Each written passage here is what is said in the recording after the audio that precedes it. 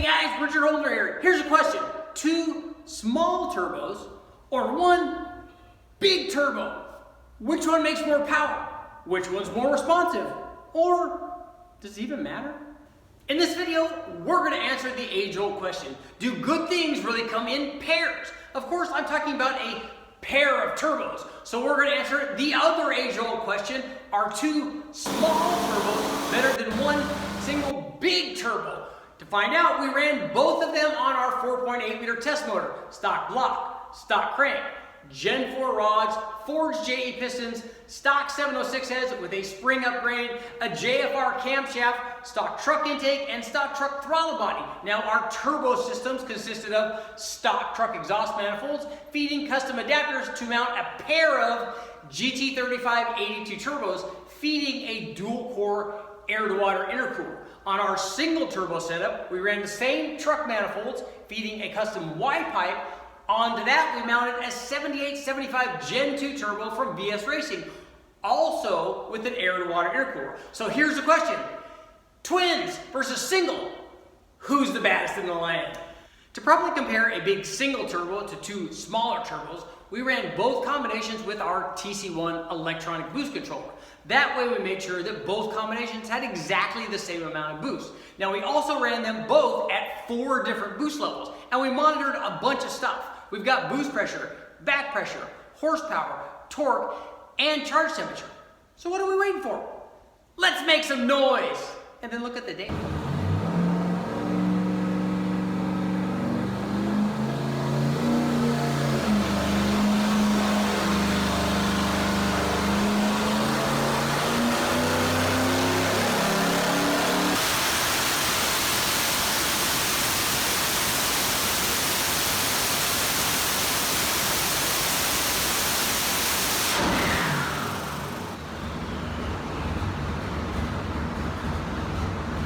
To get things started with our single versus twin comparison for on our 4.8 liter, we ran a VS Racing 7875 Gen 2, and I'll go ahead and put the specs up here, and we'll put the specs up also for the twin GT3582s when we start talking about the twin turbo results.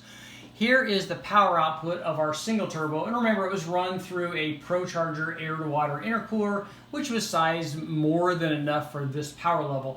The 7875 was sized to it could make 1,000 horsepower, so that's what we wanted to compare. 1,000 horsepower single versus 1,000 horsepower twins, so our 7875 Gen 2 certainly fit that bill.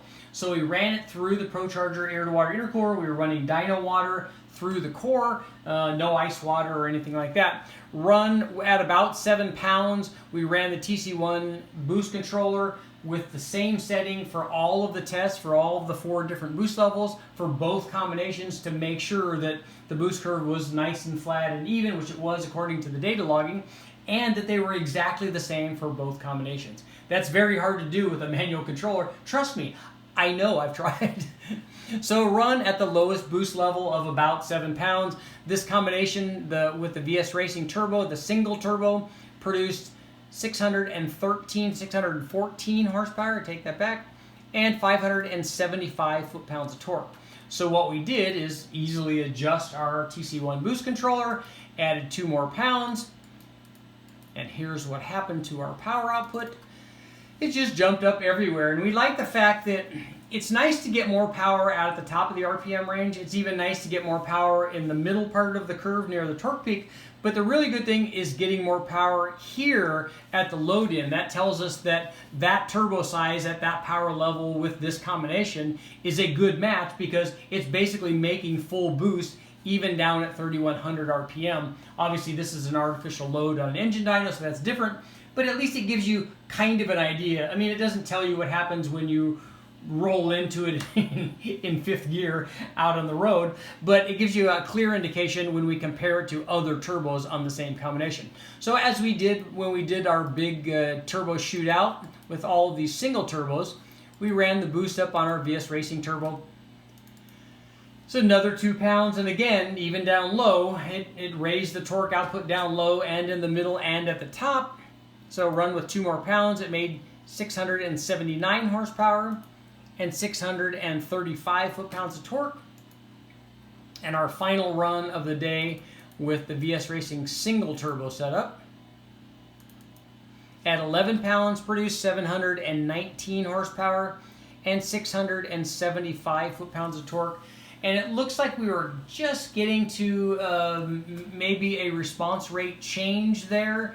The other thing that happens is when we have to make sure that we have enough heat in the exhaust, because and maybe I'll show you some runs. If I were to run 2 runs in a row, one where the manifolds were, for instance, if I had just started the motor up and we let the motor warm up at idle and then make a pull, if I make a second pull, the response rate of the turbo, even with everything else the same, the water temperature is the same, the air temperature is the same, the timing, the fuel, everything is the same. If I make a second run on the turbos with heat in the exhaust manifolds, the response rate of the turbo will be better. And I've run that test, I don't know, 15 or 20 times, and it always does that. And it did that with a single turbo, and it does it with the twins. Something that was very important when we were running the big Summit turbo, it needed to have a lot of heat in it because it was not as responsive as some of these other combinations. But these are what the power curves look like with the single turbo. It was fairly responsive, even though it's a 1,000 horsepower turbo, and this is a 4.8 liter. So that's kind of, you know, the higher you push the power potential of the turbo and the smaller the motor is, the harder it is to get the thing to be responsive and to make the power. So when you're choosing that, make sure you choose the right size to get everything that you want and not just peak power. So now that we've taken a look at the VS Racing 7875 Gen 2 single, let's take a look at what happened when we installed the twin GT3582s. Before getting the results of our GT3582 twin turbo setup, I want to show you what I was talking about. This was actually run with the twin turbos, but I want to show you what I was talking about running 2 consecutive runs. So what we do is we make a run like we did here, and it gives us a power curve. And then if we sit for just a second and let our Mazir electric water pump stabilize the water temperature to our first run, and then we make another pull after putting heat in the exhaust manifolds, we get this. There's almost no change through most of the curve from 43 or 4400 all the way out to the top of 6800 RPM, but what we have is a big change in the response rate. There's no change in air fuel, there's no change in timing. The only thing that's changed is now we have more boost in that area, and that's all from heat in the exhaust. We know this because I've run this test many times, and this is what we see. It does, like I said, it doesn't make hardly any change through the rest of the curve. But if you have more heat into the exhaust, they are more responsive. So it's very important. Get lots and lots of heat into your turbo.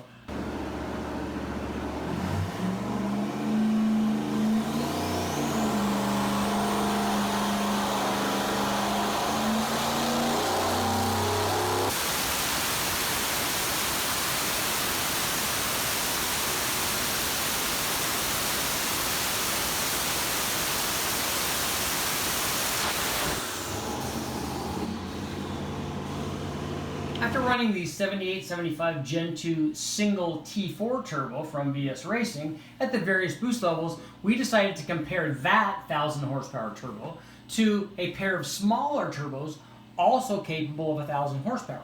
So we selected a set of GT3582 turbos, each capable of over 500 horsepower. So we had a 1,000 horsepower single versus 1,000 horsepower twins. So it should be a good comparison to find out what works best on this 4.8 liter. So here is our twin setup, the twin GT3582s. It did have a slightly different air-to-water intercooler, but the charge temperatures were very similar with the 2 turbo setups, so I don't think that there was a big difference there. What we're seeing is more a result of the actual turbos that we chose for this test, as we'll see. But run at the 7.5 pound boost range, our 2 GT3582 turbos produced 613 horsepower and 560 foot-pounds of torque. And as with the 7875, we ran these at 4 different boost levels. So here's what happened when we added another 2 pounds, 645 horsepower and 592 foot-pounds of torque. So here's what happened when we added another 2 pounds. Again, nice little railroad tracks, which is exactly what you want to see. 682 horsepower and 626 foot-pounds of torque. And at our final boost level, 13 pounds, 719 horsepower, 659 foot-pounds of torque. And as you can see, as we went up in boost, each successive jump and boost brought more power, which is exactly what you want. The gains were nice and consistent. Again, that's exactly what you want. But what I want you to take a look at is this range between 3,000 and 35 or 3,700. You can see that this is the response rate of the turbos. And this will be more evident when we compare this to the VS Racing 7875 single turbo.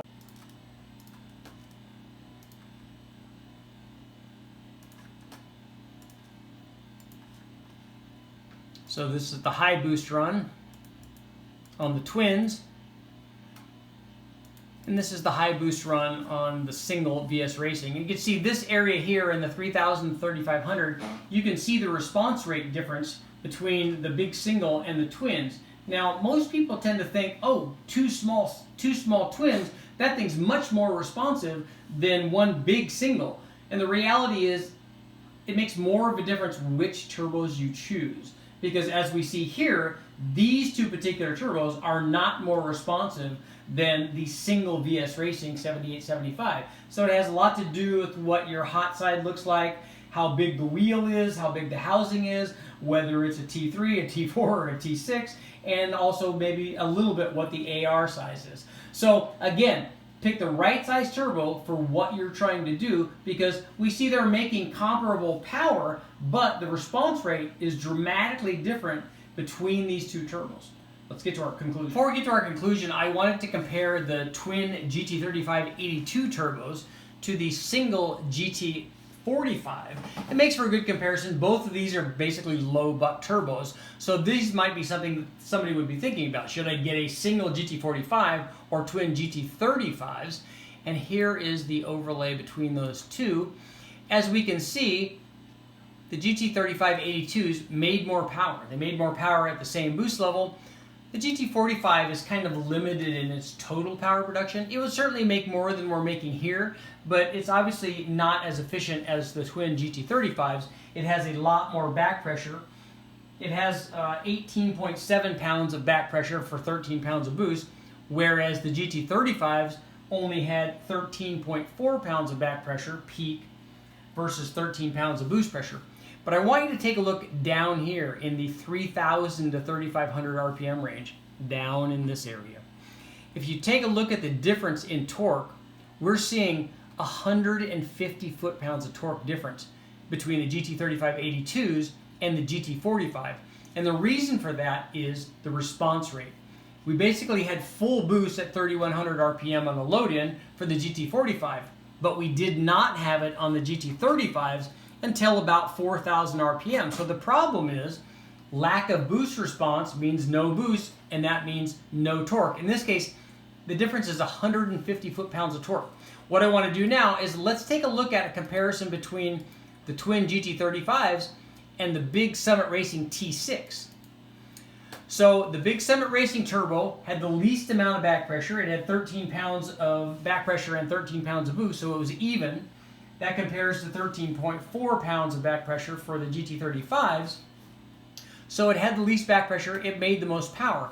But I want you to look down here again in the 3,000 to 3,500 RPM range, and much like the Summit Racing Turbo, the big T6 with the big turbine wheel, both of these were kind of soft down at the bottom.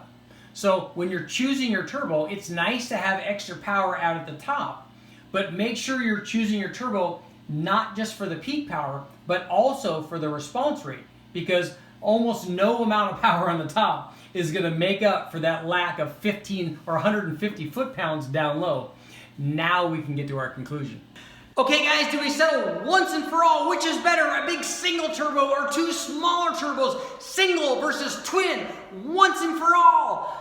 No, we did not. And as we have always said in all of the comments and all of the live feeds, and every time I've had a discussion with anybody in the single versus twin discussion, it all comes down to what turbos you pick. If you pick a small single turbo, it might not be able to support the power level you want. If you pick two big twins, they might not be very responsive. So again, it all comes down to picking the right turbo for your combination. What happens if we picked one of these turbos and compared it to two of these turbos. Now that's an extreme example, but it gives you a pretty good idea. Single versus twin. I do like how twin turbo rolls off the tongue. I'm Richard Holder, guys. Make sure to like, share, subscribe, ring the bell, do all that stuff. I'll keep testing.